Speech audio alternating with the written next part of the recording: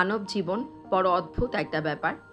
এখানে আল্লাহ তাআলা যাকে যত বেশি দিয়েছে তার কিন্তু তত বেশি প্রয়োজন। প্রয়োজনের তাগিদে শুধু সামনে পেছনে ছুটলেই হবে না, আপনাকে কিন্তু অবশ্যই ভালো মন্দ দিকটা চিন্তা করে তারপরে ছুটতে হবে। তো আলহামদুলিল্লাহ বলতে শিখুন, এতে দেখবেন আল্লাহ তাআলা যতটুকু দিয়েছে এতে অনেক বেশি শুকরিয়া করতে পারবেন, এতে অনেক বেশি সন্তুষ্ট থাকতে পারবেন। তাই প্রয়োজনে তাগিদে অনেক ছোটাছুটি বন্ধ করে আল্লাহর প্রতি শুকরিয়া জ্ঞাপন করেন এবং আলহামদুলিল্লাহ বলেন, আল্লাহ আপনি আমাকে যা দিয়েছেন, যতটুকু দিয়েছেন তার জন্য আপনাকে লাখো লাখো কোটি কোটি শুকরিয়া। আমিন। হ্যালো এভরিওয়ান, আসসালামু আলাইকুম। আমি শামসুন নাহার লালবাগ পুরান ঢাকা থেকে বলছি। লাইফ উইথ নাহার চ্যানেলে নতুন আরেকটি ব্লগ ভিডিও দেখার জন্য আপনাদের সবাইকে ওয়েলকাম করে শুরু করছি আমার আজকের ব্লগটা কিন্তু আজকে বাজার গোছানো দিয়ে শুরু করেছি। প্রথমে কিচেনটা খুব ভালো করে ক্লিন করে, গতকালকে সাহেব কিছু মুরগি নিয়ে এসেছে, তো সেগুলোকে ভিজিয়ে রেখে অফ ক্যামেরায় ঘরে কিন্তু বেশ কিছু কাজ করে নিয়েছি। তারপর আবার অফ ক্যামেরায় মুরগিগুলোকে খুব সুন্দর করে কেটে ধুয়ে পরিষ্কার করে কোন দিন কিভাবে রান্না করা হবে বা বাচ্চাদের জন্য কিভাবে কখন কোন আইটেমটা তৈরি করব সেভাবে কিন্তু গুছিয়ে নিয়েছি। তো এখানে কিন্তু ব্রয়লার মুরগি এনেছে, সেখানকার থেকে কিছু অংশ আমি এখানে মেরিনেট করে রেখে দিয়েছি চিকেন ফ্রাইয়ের মতো করে, যখন ইচ্ছে বাচ্চাদের জাস্ট ভেজে দিব। বোনলেস কিছু মাংস রেখে দিয়েছি। এখানে দেখা যায় নুডলস, পাস্তা বা অন্যান্য খাবারে কিন্তু ব্যবহার করা যায়। রোস্ট করার জন্য একটা মুরগিকে কিন্তু সেভাবে রেখে দিয়েছি, একদম 4 টুকরো করে একটু জর্দা রং লবণ মাখিয়ে খুব সুন্দর করে রেখে দিয়েছি। আর বাকি যেগুলো রান্না করা হবে সেগুলো কিন্তু রান্নার মতো করে একদম সব ময় মশলা দিয়ে খুব ভালো করে মেরিনেট করে সুন্দর করে রেখে দিচ্ছি। তো একদিনে যদি এই কাজটা করতে যান সময়টা হয়তো বা 8 ঘন্টা বেশি লাগবে, তবে দেখবেন এই কাজগুলো করে রাখলে অনেকটা দিন অনেক বেশি আরামে অনেক বেশি শান্তিতে কাটানো যাবে। ভিডিওর এই পর্যন্ত যারা আমার সাথে আছেন প্লিজ একটা লাইক দিয়ে ভিডিওটা কন্টিনিউ করবেন। তবে আজকে যারা নতুন আমার চ্যানেলে ভিজিট করছেন প্লিজ আমার চ্যানেলটিকে সাবস্ক্রাইব করে আমার পাশে থেকে যাবেন। তবে আমি কিন্তু জানি এমন অনেক আপু ভাইয়ারা আছে, আন্টিরা আছে যারা আমার ভিডিও প্রতিনিয়ত দেখছেন, তবে আমার চ্যানেলটিকে এখনও সাবস্ক্রাইব করা হয়নি। তো প্লিজ আপনাদের কাছে ছোট্ট একটি রিকোয়েস্ট, ভিডিওটা যখন দেখছেন চ্যানেলটিকে সাবস্ক্রাইব করে আমাকে সামনের দিকে এগিয়ে যেতে একটু হলেও সাহায্য করবেন। আর ছোট্ট একটা কমেন্টের মাধ্যমে আমার সাথে কিন্তু কানেক্টেড থাকবেন, এতে করে আমি কিন্তু সত্যি অনেক বেশি খুশি হব। তবে কাজগুলো অলরেডি আপনারা যারা করে ফেলেছেন আপনাদের সবাইকে জানাই অসংখ্য অসংখ্য ধন্যবাদ। এভাবেই আমাকে সাপোর্ট করবেন। তো এদিকে বক্সগুলো কিন্তু খুব সুন্দর করে ফ্রিজে আমি গুছিয়ে রেখে দিলাম। যে কোনো জিনিস গুছিয়ে রাখার পরে দেখেন কতটা ভালো লাগছে। তো ফ্রিজটা যেহেতু ক্লিন করা ছিল, দেখতেও কিন্তু মাশাআল্লাহ খুব ভালো লাগছিল। তো এই কাজগুলো করে কিন্তু আমি খুব সুন্দর করে কারেন্টের যে চুলা, ইলেকট্রিক চুলাটার মধ্যে আমি ডাল বসিয়ে দিয়েছিলাম। তো ডালটা যখন একটু সিদ্ধ হয়ে এসেছে, এখন এর মধ্যে কেটে ধুয়ে রাখা যে লাউগুলো সেগুলোকে দিয়ে দিব। লাউগুলোকে দিয়ে খুব ভালো করে নেড়েছে। আমি কিন্তু একটু লবণ দেখেছি, যখন দেখলাম লবণের পরিমাণটা একটু কম, তো আরও কিছু পরিমাণ লবণ দিয়ে এটাকে কিন্তু ঢেকে খুব ভালো করে সিদ্ধ করে নিব। লাউ রান্না কিন্তু সব সময় একটু হাই হিটে করার চেষ্টা করি, এতে করে লাউটা খুব তাড়াতাড়ি সিদ্ধ হয়ে যায়। আর খেতেও কিন্তু এর টেস্টটা অনেক বেশি ভালো লাগে। যখন লাউটা আপনি একটু কম আঁচে রান্না করবেন তখন দেখবেন কেমন যেন একটা টক টক ফ্লেভার চলে আসে। তো ওই লাউ খেতে না আমার কাছে ভালো লাগে না, যার জন্য আমি একটু হাই হিটে রান্না করার চেষ্টা করি। তো বেশ কিছুক্ষণ রান্না করার পর দেখেন লাউটা মাশাআল্লাহ খুব সুন্দর গলে গিয়েছে। তো এর মধ্যে এখন কিছুটা পরিমাণ লবণ দিয়েছি, লবণ কিন্তু আর একটু লাগতো। আর দিয়ে দিলাম জিরা পাউডার, আর হচ্ছে কিছুটা পরিমাণ ধনেপাতা। ধনেপাতা কিন্তু ফ্রোজেন করে রেখেছি, বেশ কিছুদিন হলো সে ফ্রোজেন করা ধনেপাতাই খাচ্ছি। তো ইনশাল্লাহ পরবর্তীতে যখন আবার ধনেপাতা ফ্রোজেন করব আপনাদের সাথে অবশ্যই শেয়ার করব। এভাবে যদি সবজি বলেন আমরা একটু সংরক্ষণ করে রাখি, তখন দেখা যায় অনেকটা অপচয় থেকে কিন্তু রোধ করা যায়। আর তারপর একটা পেঁয়াজ আর রসুন দিয়ে খুব ভালো করে কিন্তু ডালটাকে ফোড়ন দিয়ে দিলাম। তো ডাল ফোড়ন দেওয়ার সাথে সাথে কিন্তু ডালটাকে বেশ কিছুক্ষণ ঢেকে রাখি, এটা হচ্ছে আমার আম্মুর রেসিপি।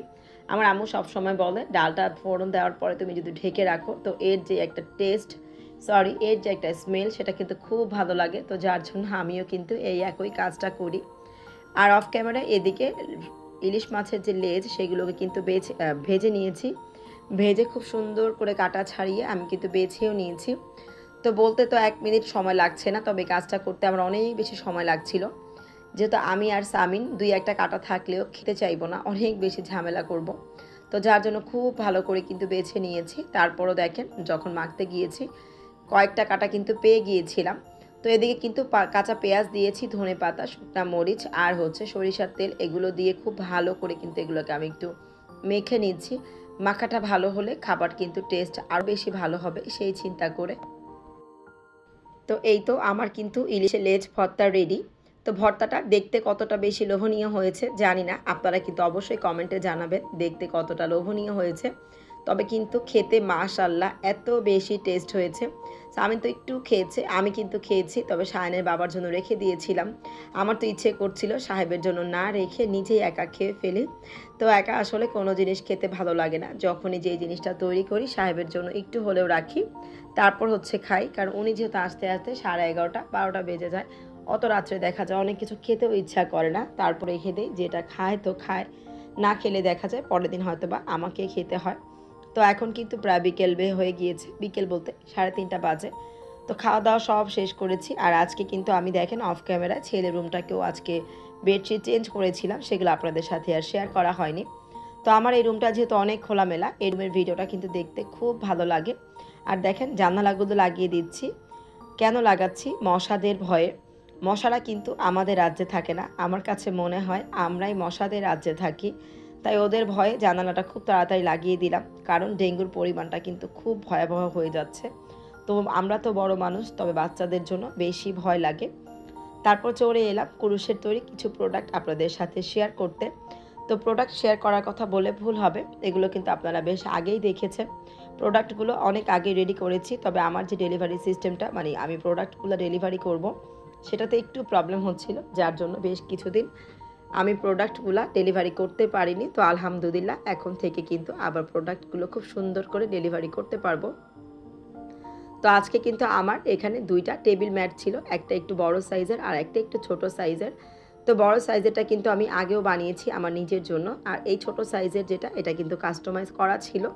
তো আপু কিন্তু এটা ছবি দেখিয়েছে, আর সেই ছবি অনুযায়ী কিন্তু আমি বানিয়ে দিতে পেরেছি আলহামদুলিল্লাহ। আর ছোট যে লাল রঙের একটা প্রোডাক্ট দেখতে পাচ্ছেন, এটা কিন্তু পলি রাখার একটা সুন্দর ব্যাগ, এটাও কিন্তু অর্ডার ছিল। আর এখানে ছিল একটা কুশন কাভার, কুশনের যে কাজটা সেটা তো করে রেখেছিলাম, কাভারটাও কিন্তু করে সেদিন আমার ভিডিওতে আপনাদের সাথে শেয়ার করেছি। আমরা চাইলে বেডের সাথে এই কুশন কাভারগুলো এভাবে কিন্তু ম্যাচ করে সুন্দর মতো ডেকোরেশন করতে পারি। তো যার যে বেডশিটের কালার তার সাথে ম্যাচ করে আমরা কিন্তু কাস্টমাইজ করে বানাতেও পারবো। আর দেখা যায় কুশনের কাভার যে একটাই ডিজাইন তা কিন্তু না, বেশ অনেক ধরনের ডিজাইন আছে। তো আমি কিন্তু আরও একটা ডিজাইনের কুশন কাভার তৈরি করে ফেলেছি। আজকে যেহেতু ভিডিওটা আগের করা ছিল, মানে গতকালকের, তো আজকে যখন ভয়েস দিচ্ছিলাম তখন কিন্তু আরও একটা কুরুশের কুশন কাভার আমি তৈরি করেছি। ইনশাল্লাহ পরবর্তী ভিডিওতে আপনাদের সাথে শেয়ার করব। আর এই তো পার্সেলগুলো রেডি করে দেখেন কি সুন্দর, আরও একটা কাজ নিয়ে কিন্তু বসে পড়েছি। তো সন্ধ্যাবেলায় বাচ্চাদের জন্য একটা পুডিং তৈরি করব, তো এই জন্য কিন্তু সকালবেলায় দুধটাকে শুকিয়ে রেখেছিলাম, আর এখন পুডিংয়ের প্রসেসিংটা করে নিচ্ছি। তো পুডিং কিন্তু এর আগেও বেশ কয়েকবার আপনাদের সাথে বানানোটা শেয়ার করেছি, যার জন্য আজকে আর ডিটেলসে বলছি না, শুধু ভিডিওটা শেয়ার করছি আর আপনাদের সাথে খুব সুন্দর একটা গল্প করছি। Taste and tales with Salma channel থেকে প্রিয় সালমা আপুর গতকালকের ভিডিওটা যখন দেখছিলাম, তো দেখবেন ভিডিওটা যখন অন করি তখন কিন্তু কমেন্ট বক্সের একটা একটা করে কমেন্ট আমাদের সামনে শো করে। তো আমিও যখন আপুর ভিডিওটা অন করেছি তখনই কিন্তু শিমুল আপুর একটা কমেন্ট শো করছিল। তো আমি প্রথমে না বুঝতে পারছিলাম না, তো পরে কিন্তু শিমুল আপুর কমেন্ট পুরো ভালো করে পড়লাম। পড়ার পরে এদিকে দেখি যে সালমা আপু আমাকে নিয়ে কিছু কথা বলছিল। আমার ডাইনিং টেবিলে যে একটা টিস্যু হোল্ডার আছে সেটা নিয়ে কিছু কথা বলছিল, দুষ্টামি করছিল।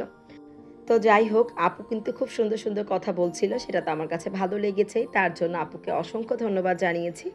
তবে আরও বেশি ভালো লেগেছে শিমুল আপুর কমেন্টটা। তো শিমুল আপু কিন্তু কমেন্টে এইভাবে লিখেছিল, আপু তোমার নাহার বোনেরই শুধু এরকম টিস্যু হোল্ডার নেই, আরও অনেক বোনেদের আছে। তো এই কথাটা শুনে সত্যি এত হাসছিলাম, তো এত বেশি হাসি পাচ্ছিল, আমার তো মনে হচ্ছিল শিমুল আপু একটু জেলাস ফিল করছে, যে কেন যেন না সালমা আপু নাহার আপুর কথাগুলো আজকে এত অধিকার নিয়ে বলছে, আমার কথা কেন বললো না। তবে ব্যাপারটা কিন্তু এরকম না, সবাই কিন্তু সবার ভিডিওতে সব আপুদের কথাই এক এক সময় এক এক রকম করে বলি। তো আমি জানি শিমুল আপু দুষ্ট করেই বলেছে। যেমন আমাদের যে মোসাম্মদ লিপি চ্যানেল আইডি থেকে আমাদের ভালোবাসা লিপি আপুর সাথে যখন আমি হোয়াটসঅ্যাপে কথা বলেছিলাম, সরি মেসেঞ্জারে কথা বলেছি, হোয়াটসঅ্যাপে মেসেজের মাধ্যমে, তখন কিন্তু লিপি আপু আমাকে একটা কথা বলেছিল, তো সেই কথাটা শোনার পর থেকে আমাদের যে ফারিয়া আপু আছে, ফারিয়া আপুর প্রতি কিন্তু আমারও একটু জেলাস কাজ করে। তো লিপি আপা কেন আপনি এই কথাটা বললেন? এখন যখনই আমি ফারিয়া আপুর ভিডিও দেখি তখনই কিন্তু জেলা কাজ করে। তো যাই হোক, এটাও কিন্তু আমি মজা করেই বললাম। আসলে এটা একটা ইউটিউব প্ল্যাটফর্ম, এখানে আমরা সবাই যার যার কাজগুলো, যার যার কথাগুলোকে নিজেদের মতো করে উপস্থাপন করি।